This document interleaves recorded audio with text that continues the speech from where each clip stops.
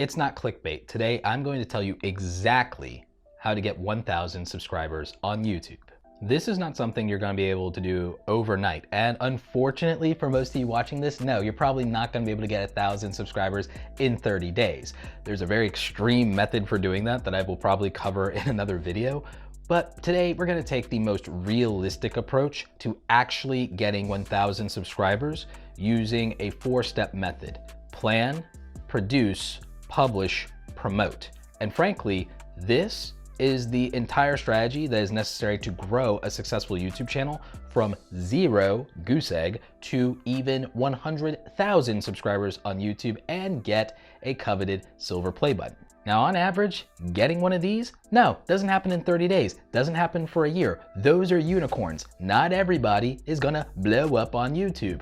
That is the harsh truth and reality, and I'm here to tell you the truth. And getting this is for people a 5 to 7 year journey if they ever accomplish it. There are about roughly 100 million YouTubers worldwide. There are only 3 million in the YouTube Partner Program, according to YouTube.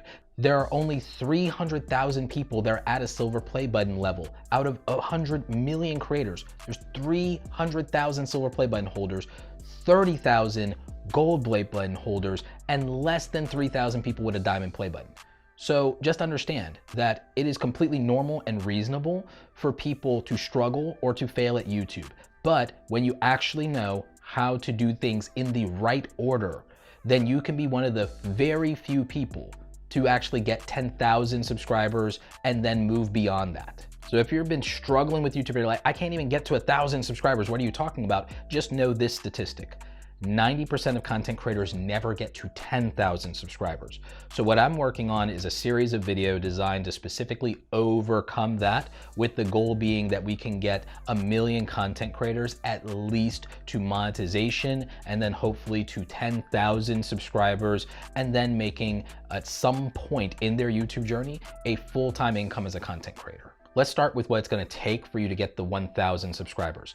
On average, 1% of the viewership of your YouTube channel, this is something we call the 1% rule, converts to being a subscriber of your YouTube channel. So on average, for most content creators in their early journey, there are exceptions, but usually takes about roughly 100,000 channel-wide views for them to guarantee that they get to 1,000 subscribers. This is usually, for most people, easier to do than to get their 4,000 hours of watch time for monetization. If you wanna know how to do that, I've made a complete video guide around it on the 6 steps you need to get your 4,000 hours of watch time. But these 100,000 views, they may produce that 4,000 hours of watch time. They may not, it depends. Let's focus on getting the subscribers and getting the views. So by targeting 100,000 views, we've now made a real goal that we can make a plan for. So phase 1 is our plan. How are we going to get our 100,000 views that are going to produce our 1,000 subscribers that we're going to start off with? This is why you need a content strategy. And I'm sorry for those of you who don't want to niche down. We'll talk about that in another video. But for most of you, if you are realistic about wanting to make YouTube something that makes you money and get monetized, you're gonna have to pick a lane, at least at the start, to stay in, to build the foundation of your channel, and then you might get to do other things later. You have to build up, and then you can branch out. You have to build up, and then you can branch out. And to build up, you're gonna have to niche down. And I know some of you are gonna stop watching the video right now, but this is just the harsh truth. It is going to be easier for you to get your 1,000 subscribers when there is something that they can commit to and when you're intentional about every single upload. So we need a plan that's intentional for every single upload so that we have some kind of guaranteed viewership and we know where these views are going to come from. You have to make content that people want to watch. It's not just about what you want to make. It's about what they want to watch. You have to put the audience first. That is how people succeed in YouTube. That is the real ultimate secret. No guru tricks, no hacks. It really comes down to you have to make content that people will be interested and curious to click on. Then you have to keep and hold their attention through retention and watch time and your editing and your delivery and your audio quality and your presentation style. It's all these things that lead to someone watching a video long enough to say, you know what, I want more of this. I will subscribe to this. But if they do not get what they signed up for, if they do not get more content or enough content, There is no reason to make a commitment to you. And this is why 90% of content creators don't ever get to 10,000 subscribers no matter how long they do YouTube, is because they never commit to anything long enough and they never go deep with their audience, delivering on what the audience wants. Okay, Roberto, that's great. How do I know what the audience wants? There are videos that you want to make because there are things that you're a fan of. And if you're a fan of something, there may be a larger audience of 1 million people that are also a fan of the same things as you. So where are those people giving their attention, and what topics, what trends, what has attention right now? And where is a way that you can get even a small sliver of that attention? What I tell a lot of content creators is to research their video topics in this planning phase. So go out and look for videos around things that you want to make and that you want to talk about and that you can make, and that you know, okay, you know what, I can make 100 videos around this thing and similar things without being bored. If you can't make 100 videos around this thing and similar things without being bored, it's gonna be harder for you. I would say if you can at least make 20 videos around the same thing, that's a really good foundation, and then maybe you can branch out. But just in your head, you have to think, well, I'm gonna have to make 100 videos in my career. Can I make 100 videos about this thing without being bored?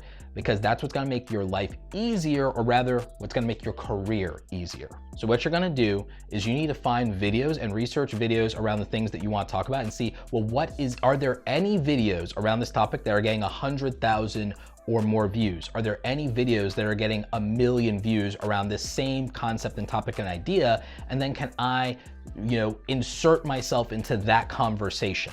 I mean, when you were a kid at school, you know the deal at the lunchroom table. If everybody's talking about Power Rangers, you can't just jump in and say, I want to talk about G.I. Joe now. You have to talk about Power Rangers. This is what it really boils down to at the end of the day. YouTube is essentially taking yourself back into high school and basically staying there forever and ever. Setting that aside, let's go back to the 1% rule. If there are topics out there that are in your lane, in your niche, in your sphere of interest, that have 100,000 to 1 million views, what if you got 1% of those views for yourself? What if you carved out a small piece of that pie for yourself? So you get 1,000 views, you get 10,000 views, you're a small creator. You have like 100 subscribers. That's fantastic for you, okay? That's fantastic. So if you get 1% of 1 million views or 1% of 100,000 views, well, that's 1,000 to 10,000 views for you. You're well on your way. And if we can duplicate that success and say, can I make a follow-up video to that, or a similar video, or are there other videos in the topic that can go there? Can I make a playlist around this? Can I make a series around this? Can I make a sequel around this? Can I make a trilogy around this? And maybe you stop at 1 trilogy. Some of you will get that joke. Maybe you can go to 2 trilogies. Again, some of you will get that joke. But again, you make content and then you measure the response, and then if the response is good, you keep doing more of it. You double down, you triple down. Yes, there's room for experimentation, but that's where things like the 80-20 rule come in. 80% of your effort should be on things that have been proven to work, and then 20% of your effort can be on experimentation to see what will work better or further, or what will also work. So then, now that's the planning stage. Now here is the fun and fast part, the production stage. So we've now planned our videos. We now know, okay, here are the next 5 or 10 videos that I'm gonna make. I'm gonna make them intentionally. I'm gonna measure those, and then I'm gonna follow up and make more of whatever was working. Well, now you have to produce videos. And when you produce videos, the thing that helps you with getting subscribers is when your videos are well produced. Primarily, I would say focus on audio, lighting, and then you can worry about video quality and editing. Good audio that you can listen to without your ears screeching or bleeding is probably gonna be the make or break for someone not watching your video all the way through. After that, good lighting shows some effort, and it makes the video production quality much better, makes autofocus and things like that easier. So that's really good. These are what's called production values. So your audio, your lighting, and your video quality, and then the editing and storytelling, these are your production values. This is what's called production quality. A lot of people think that quality of this nature and gimbals and going out and doing that and fancy B-roll, that is what matters on YouTube. It can help with retention and watch time. It can help with subscribership. But what I found is this: your on-camera performance, your charisma, your ability to connect with the audience, and the clarity of your communication, the 3 C's, those 3 C's, that charisma, your communication style, and that connection with the audience, your performance can beat the production. The production just can't be trash. It has to be an acceptable level of production quality, but your ability to perform is what's going to really do it. And earlier in the planning stage, what we figured out what was valuable to a viewer. Where will they give attention? So it's value first, quality second, but quality and quantity. Because if something is working, you need more of it. You need to double down, because then you have more opportunity, okay? So you have to produce well-made videos that your viewers value according to the plan, the grand plan, and then you need to publish them. So we planned, we've produced high quality, good content for watch time, retention, and connecting with our audience and performing well, okay? Sometimes it takes you making 100 crappy videos to perform well if you're like me and you suck on camera initially. Yeah, I have to make 100 crappy videos like Mr. Beast and Marquez and PewDiePie. They all made 100 crappy videos and they all got less than 10,000 subscribers out of it. Again, don't worry about blowing up on YouTube. The YouTube legends didn't even blow up. So in terms of our publishing, we need a strategy for our publishing. I'm gonna lay a few superstitions. Daily doesn't automatically blow you up, and it also doesn't hurt your channel. If you make something that people value, the quantity doesn't hurt you and it doesn't oversaturate the audience or burn them out or anything like that. We know this because of commentary channels, news channels. We've seen people that upload multiple times a day, and I'm not talking about YouTube Shorts. So we know that if there is demand and we supply the demand, we will be we will be okay. One of my favorite channels is Star Wars Theory. He does daily videos. I could tell you it hasn't hurt him. Philip DeFranco, everybody's favorite news guy, does nearly daily videos. Hasn't hurt him. There are niches, there are topics, there are creators and styles of creators where they can get away with doing daily content because they have the means, the time, the energy. What really hurts people is if you don't have the energy and the resources, you can overwork, and then that's what diminishes the quality of your videos. But if you got your lights and everything all set up, the quality doesn't really change as far as production values. It's the performance and it's the effort you made into doing your planning and research. That is the bottleneck of the quality versus quantity argument. But just remember, value comes first. They can't click on a video that they don't value, that they're not interested in, and that they are not curious about, or doesn't excite them or trigger them in some way. So you have to get the click before anything. Then, you know, the quality comes in later, and then the quantity scales that quality. That's all it really comes down to. That's the formula. With regard to our publishing, don't worry about, oh, when's the best time to upload? That, like, you can, but it's video on demand. As long as the audience is awake, aware, and available, or at least your ideal audience is awake, aware, available, the 3 A's, AAA, that is your best bet. For a lot of you, this is probably going to mean publishing at around 4 or 5 p.m. Eastern Standard Time across the board for some of you, but videos have been published at other times of day, and it hasn't mattered. And frankly, my largest video with over 1 million views got 90% of its views 6 months after I published it. So don't be superstitious about the publishing of your video. Yes, it can hurt, yes, it can help, but in the very, very beginning, it doesn't matter as much as you think it does. What matters is whether, I think, in my opinion, the content, the timing matters. If it's a news event or a trend, timing can matter then. If it's evergreen content though, it doesn't matter as much. And that's not just for education channels. It applies to entertainment channels like TV show reviews, franchises, things like Harry Potter, Star Wars, and things like that as well. It can be entertainment content as well. The biggest barrier for you on the entertainment side is whether your content ages well and you get canceled. With regard to your publishing, I would say titles, topics, thumbnails matter more than tags and keywords. Keyword research and keyword strategy does still matter in YouTube, and I do think you should still do some level of video optimization. I've done a live stream where we actually break this down in detail, and I'm making a detailed, shorter 20-minute deep dive on keyword research and the process for you guys. So you'll want to subscribe to the YouTube channel if you want to get that video.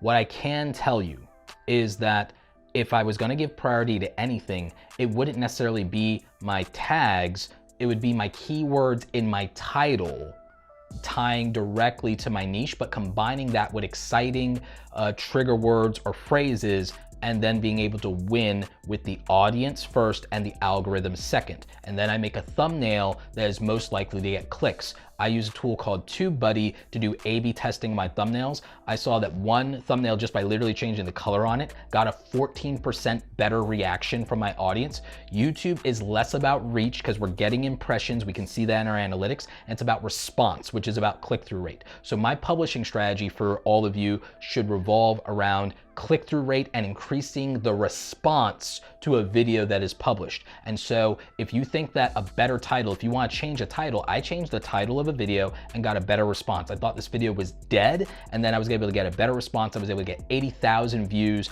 out of my video on the Great Resignation because I changed the title, and it made all the difference in the world. And I made a minor update to the thumbnail that did even better. And I do A/B testing for this. And the tool I use for that is TubeBuddy. You can use other tools out there, but this was the one that helped me the most. YouTube is in about another year or two, probably gonna have a native A/B testing feature at some point. Fingers crossed. But like I said, have a strategy for publishing. Don't be superstitious about it. Be mindful and be willing to update things like your title and your thumbnail. I would worry less about updating your tags. I do think you should have tags that accurately describe your video, but like I said, I will make a dedicated deep dive and tutorial for you if you really want one. And then finally, promotion. How do we promote our videos? There are actually several strategies for this. If you get to 500 subscribers in YouTube, you'll get access to a tool called the Community tab. This is the most underrated and underutilized tool in all of YouTube, believe it or not. And this can help you promote your videos by resharing them. You can actually promote playlists, you can do polls, you can do images and memes. There's all kinds of really great things from this. You can also use it for promoting affiliate links and making more money. The promotion strategy that I think is probably going to be the best to help you grow on YouTube though, is being able to get more people to share your content and word of mouth. For one thing, your call to action in your videos could be to share your video instead of asking for the subscription in the video. Or you could do both. You can ask people in the midpoint of your video to subscribe, and you can watch the people who made it to the end of your video to share the video out. And you can ask in the pinned comment of your video for people to share your video with people they feel will enjoy it. In fact, right now, I want to ask all of you, if you're enjoying this video, do me a huge favor, share it on Twitter if you have a Twitter audience and following of other fellow creators. If you're someone that's in the Reddit community, you're in /r new YouTubers, small YouTubers, and so on and so forth. Please share my video content, especially this video, in these Reddit communities where it can actually help and benefit other creators like you. See what I just did? That's called a call to action. So I'm asking for promotion. I'm asking people to become my street team and go out there and hustle on my behalf to promote my content. That is a plea that you can actually make to your audience that can actually help you if you're part of a community that would be willing to do that, or you think that you can build that relationship with your audience. And it may not happen in video one, but as you make better content over time, this is gonna be very good for you. Sharing is the most underutilized growth strategy in YouTube. Word of mouth still matters. It's that old school hustle. It's getting 10 people who love your content to share it with another 10 people a piece and get 100 new people in your community. And that is the road to building those 1,000 true fans. It starts, in my mind, with recruitment. And that, I think, is a big secret that people underutilize. In terms of other promotion methods, in terms of self-promotion, this one is really tricky because it could really get you exiled from a lot of communities. What I feel is it depends on the type of content, and it depends on the relationship you have with people in those other communities, whether you get to self-promote and share, whether that's in Discord groups, whether that's in private Facebook groups or communities. I do think for some of you who are professionals and doing more education-based content or personal branding, that distribution for you guys in LinkedIn will work really well. What I've noticed is, unlike in Facebook that doesn't like to push YouTube content and take people off platform, I haven't had LinkedIn throttle things that I share in LinkedIn. So for me, sharing my videos in LinkedIn has actually been massively helpful in terms of promotion.